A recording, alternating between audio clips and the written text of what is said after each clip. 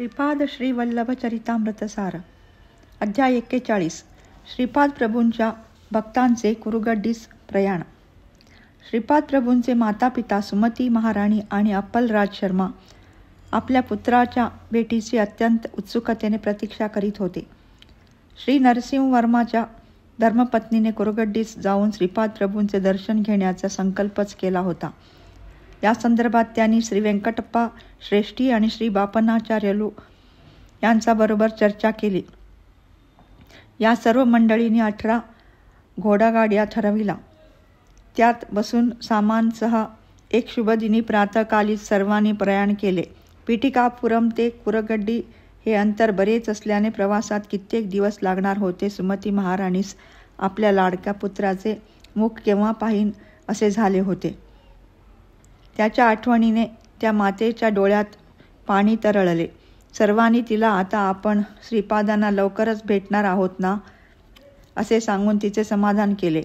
सर्वांतर्यामी असलेले त्रिकालदर्शी श्रीपाद प्रभूंना बसल्या ठिकाणी पिटिकापुरमहून येणारी मंडळी घोडागाडीसह दिसत होती. प्रातःकाळी निघालेल्या गाड्या दुपारचे 12 वाजेपर्यंत चालतच होत्या. अचानक एक अद्भुत घटना घडली. गाडी वाहनासह सर्व मंडळींना एकदम मूर्छा आल्यासारखे झाले. त्या सर्वांना आपल्या गाड्या आकाशमार्गाने जात असल्यासारखा भास झाला.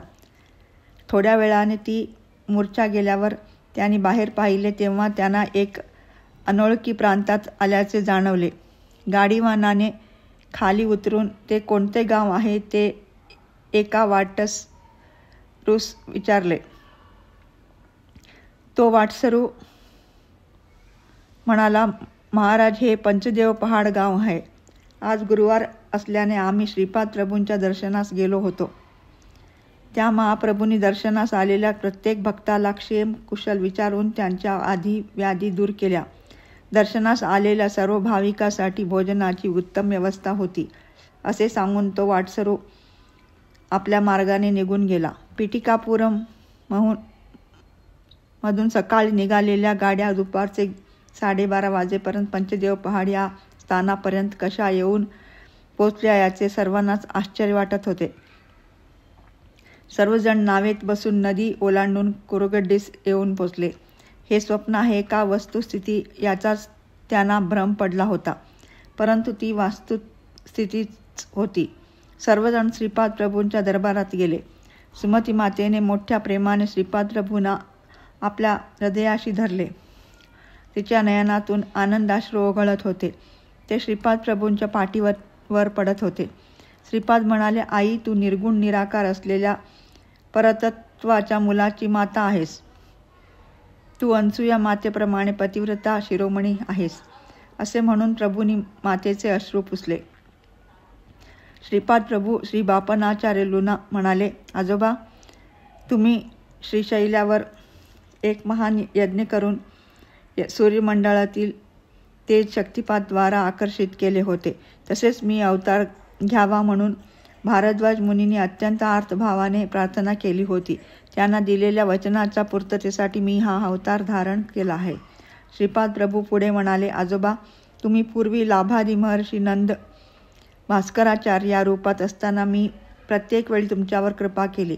आता बापनाचार्यूच्या रूपात आलात आणि मी श्रीपाद वल्लभांच्या रूपात भाव विभोर होऊन आलो आहे. यात आश्चर्य वाटण्यासारखे काही नाही.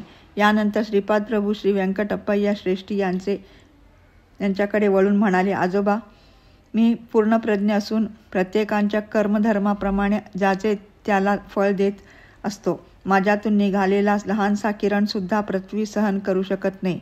थोडीशी कुंडलिनी शक्ती जागृत केली तरी ती तुम्ही सहन करू शकत नाही. त्यामुळे मी माझ्याच मायेमध्ये स्वतःला सुरक्षित ठेवतो. जेव्हा गरज पडेल तेव्हा मी असाधारण कार्य करू शकतो. मी करू शकणार नाही असे कोणतेच कार्य नाही. तुम्हा सर्वांना पिटिकापुरमहून इतक्या थोड्या वेळात पंचदेव पहाड ग्रामापर्यंत आणण्यामागे मी दत्त प्रभूच आहे.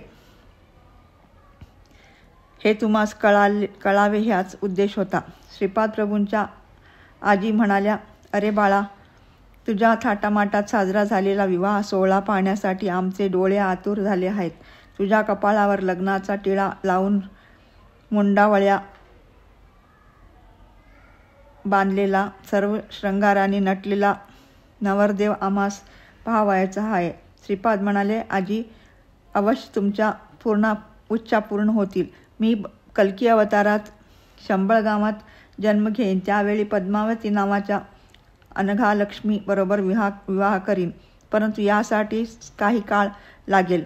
तुमची इच्छा मात्र अवश्य पूर्ण करीन. यानंतर व्यंकट सुब्बम्मा श्रीपाद प्रभूंना म्हणाली, हे कान्हा, तू माझ्या हाताने दूध, दही, साय, लोणी खाऊन खूप दिवस झाले. माझ्या हाताने खाऊ घालण्याची तीव्र इच्छा आहे. श्रीपाद म्हणाले, आजी, तू अवश्य खाऊ घाल. मला आपल्या हाताने खाण्याचा कंटाळा आला आहे.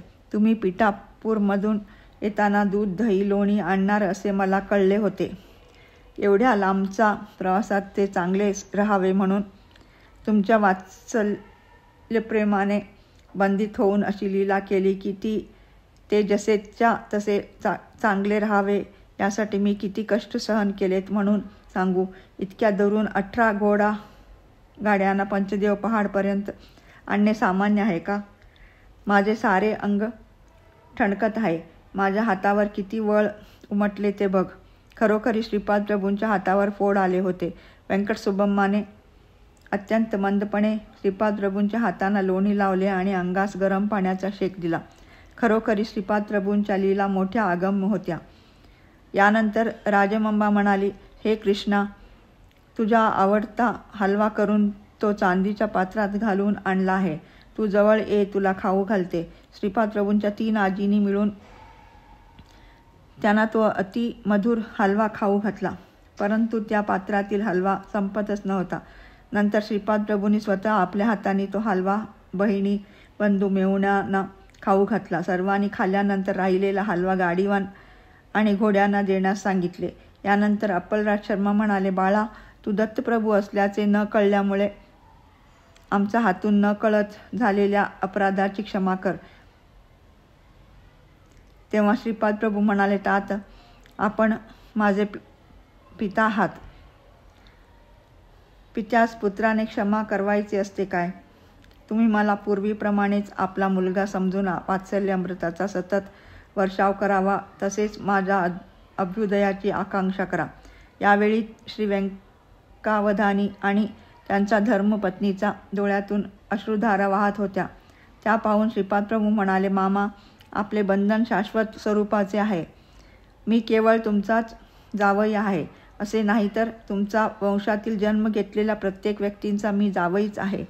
मी माझ्या दिव्य लीलांनी तुम्हाला सुखवीत जाईन. कल्की अवताराच्या वेळी पद्मावती देवीचा वधू स्वरूपात स्वीकार करून तुमची मनोकामना पूर्ण करीन. सुमती महाराणीचे दुःख दूर करीन. तिचा लाडका पुत्र सर्व पुत्राप्रमाणे नवरदेवाच्या स्वरूपात नटलेला न पाहता एका यतीच्या रूपात वैराग्य धारण केलेला पाहून ती दुःखी झालेली आहे. नंतर श्रीपाद आपल्या मातेकडे वळून म्हणाले, आई, तू आणि अनसूया माता मला वेगळ्या वाटतच नाहीत. तुम्हा दोघींचा मनोकामना मी कल्की अवतारात पूर्ण करीन. आई, तुझ्या गर्भातून जन्म घेतल्याने मी केवढा महान झालो. तुझ्या वात्सल्य अमृतानेच माझे भरण पोषण झाले.